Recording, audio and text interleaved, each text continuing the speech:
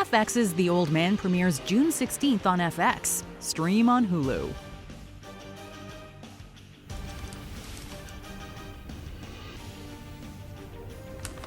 Okay. Welcome to Watch Mojo. And today we're counting down our picks for the top 10 movies with morally ambiguous endings. You think you'd be happy with a nice Midwestern girl? No way, baby. I'm in. Look, you're delusional. For this list, we'll be looking at films with endings that made us question who were the heroes and villains. Ultimately, these endings made us reconsider right and wrong.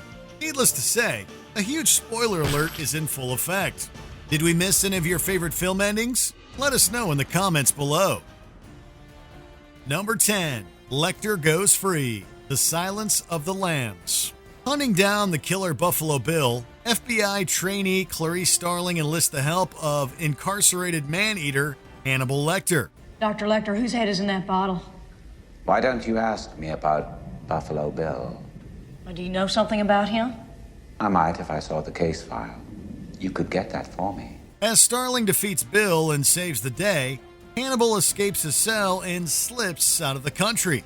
Throughout the film, Hannibal's engrossing presence draws in the viewer, tricking the audience into a false sense of security. I heard a strange noise. What was it? It was screaming.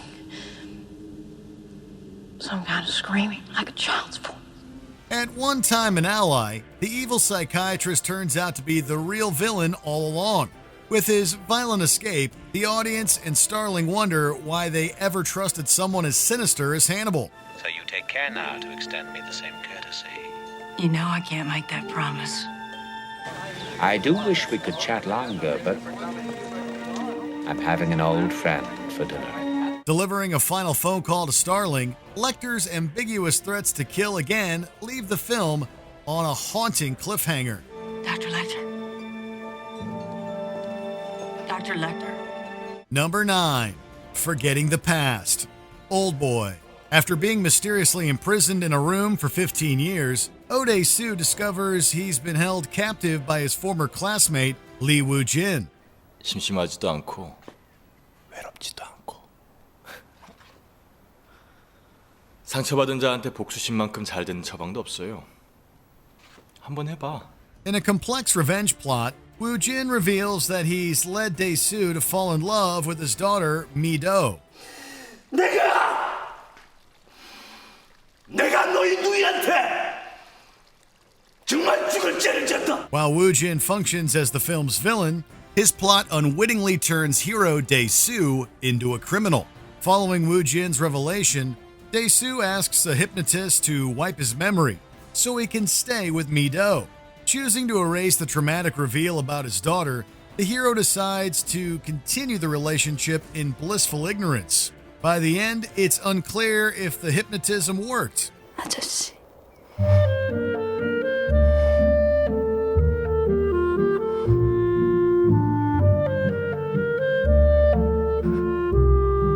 Regardless, Oldboy features a damaged character doubling down on his unethical lifestyle choices. Number 8.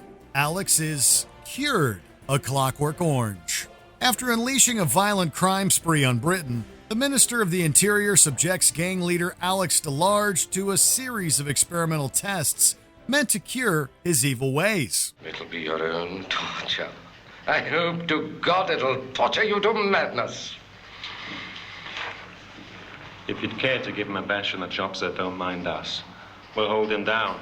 Released back into the world, Alex's former droogs beat him up before he's driven to self-harm by a previous victim.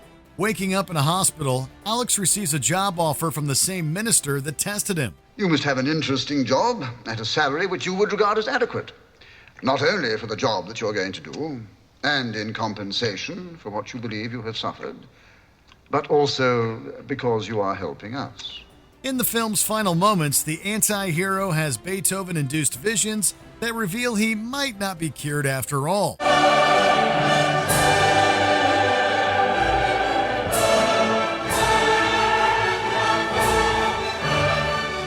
Operating outside the usual confines of morality, A Clockwork Orange ends without conclusive proof that the ills of society can be destroyed. You can be instrumental in changing the public's verdict.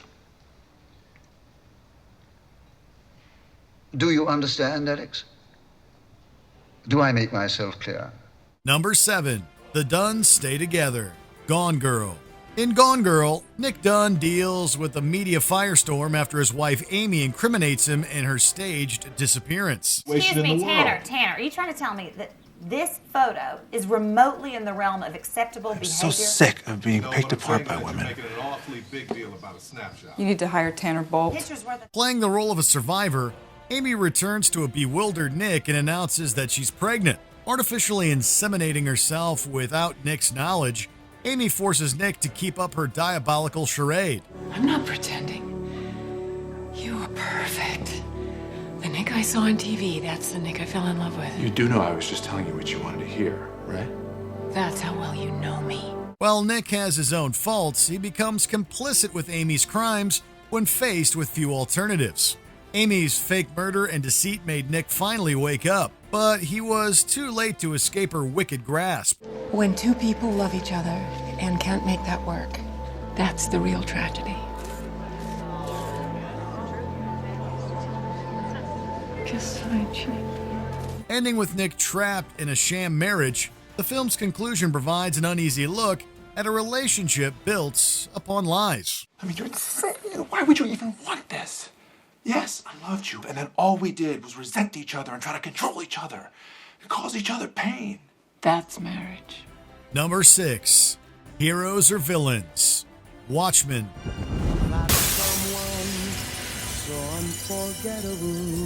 Zack Snyder's adaptation altered the graphic novel's original ending, getting rid of the famous squid monster. Snyder kept the central premise intact, with the masked heroes coming out of retirement when someone murders one of their own, the comedian. Hero Ozymandias reveals he killed the comedian in order to keep his ethically chaotic peace solution secret. I've made myself feel every day. See every innocent face I've murdered to save humanity. By setting off reactors around the world, Ozymandias hopes to unite America and the Soviet Union against the godlike Dr. Manhattan. A world united in a peace that had to be sacrificed. No! You haven't idealized mankind, but you've deformed it. You've mutilated it. Agreeing with Ozymandias' plan, Dr. Manhattan kills masked rogue Rorschach to ensure his silence. The level-headed Watchmen, Night Owl 2, and Silk Spectre 2 vow to keep everything secret with reservations. As long as people think John's still watching us, we'll be all right. In the end. I know what John would say. Nothing ends. As each hero goes their separate ways, they grapple with the uncertainty of their complicated decision. Number 5. What's in the Box? 7. In 7, detectives Mills and Somerset track down a serial killer that bases his murders on the 7 deadly sins. Gluttony, Greed, sloth, wrath, pride, lust, and envy. At the dramatic climax, killer John Doe boxes up the head of Mills' wife and endures the wrath of the detective. I tried to taste the life of a simple man. Run away! It didn't work out. So, I took a souvenir. Her pretty head. Instead of committing the final murder himself, Doe compels Mills to become the murderer. By making Mills a killer, the villainous Doe brings the detective down to his level. He wants you to shoot him. No! No! You tell me that's not true. That's not true. Become vengeance, David. Ah, she's all right. You tell me. Become wrath. When everything goes according to Doe's plan, the two detectives end up instruments of the villain's scheming. By the end, Doe reveals the darkest recesses lurking within the very people trying to bring him to justice. And what I've done is going to be puzzled over and studied and followed. Number 4. Kate signs the paper. Sicario. Part of a government task force, FBI agent Kate Macer navigates the dubious tactics used to take down drug cartels. Do we get an opportunity of the men responsible for today? The men who are really responsible for today, yeah. I'll volunteer. Throughout the film, Kate is unable to stop her task force from acting outside the law. In the final scene, CIA-sponsored assassin Alejandro forces Kate to sign a paper saying their controversial operations were legitimate. I need you to sign this piece of paper. It basically says that everything we did was done by the book. Knowing he'll kill her, Kate reluctantly signs the paper. In her final screen moments, Kate discovers that she can't fight the crooked nature of her organization. Now complicit with illegal activities, Kate signs away her values in order to survive. She moved to a small town where the rule of law still exists. You will not survive here. You're not a wolf, and this is the land of wolves now. Condemning the futility of the war on drugs, Sicario ends with the heroes stooping to the same depths as their intended criminal targets. Number 3. Plainview gets his revenge. There will be blood. Abandoned my child. Say it louder. Say it louder. I've abandoned my child! I've abandoned my child! I've abandoned my boy! As the anti-hero of There Will Be Blood, Daniel Plainview pursues oil at the cost of his personal relationships. Having swindled his way to the top, Plainview spends his last moments on screen beating his former rival to death. I drink your milkshake. I drink it up. Don't bully me, Daniel. By killing the preacher Eli with a bowling pin, Plainview sells off the last remnants of his soul. Blinded by his boundless greed, Plainview proclaims, "I'm finished," before the film cuts to credits. Mr. Daniel?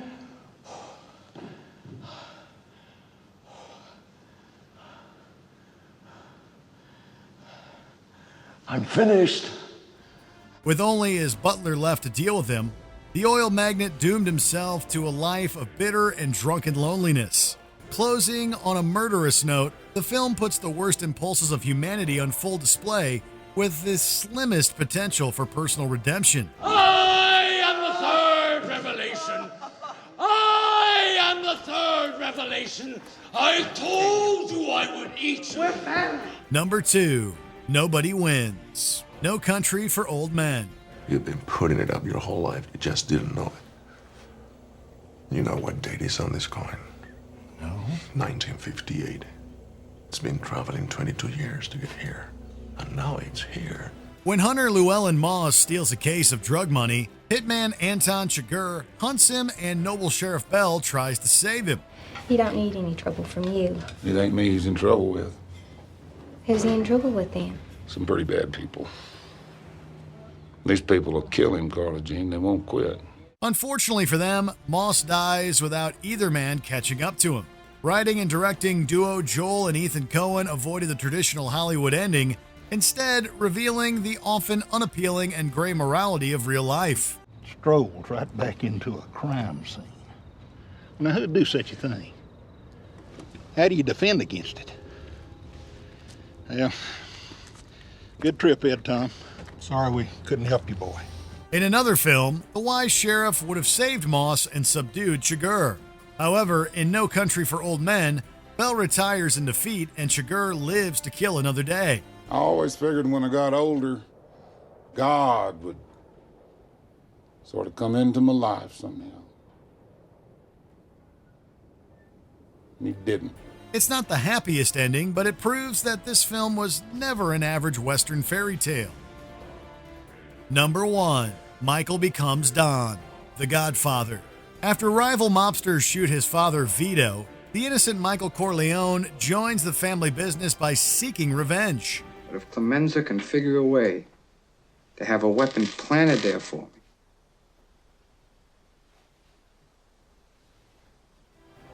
then I'll kill them both. Shooting a corrupt police captain and local gangster, Michael flees to Sicily for his own safety. Upon his return, Michael takes over for his father and wipes out the competition. Mo Green, Stracci, Cuneo. Today I settle all family business, so don't tell me you're innocent, Carlo. Once Vito dies, Michael officially assumes the morally unsound role of Don. In the film's final scene, Michael lies to his wife Kay about ordering the death of his brother-in-law. As her husband ascends to his new position, Kay realizes she's lost him to a fierce criminal enterprise. That Corleone.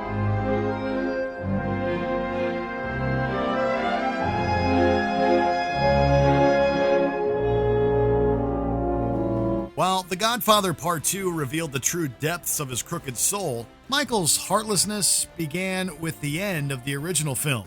Don't ask me about my business, Kate. Is it true? Don't ask me about my business. No. FX's The Old Man premieres June 16th on FX. Stream on Hulu.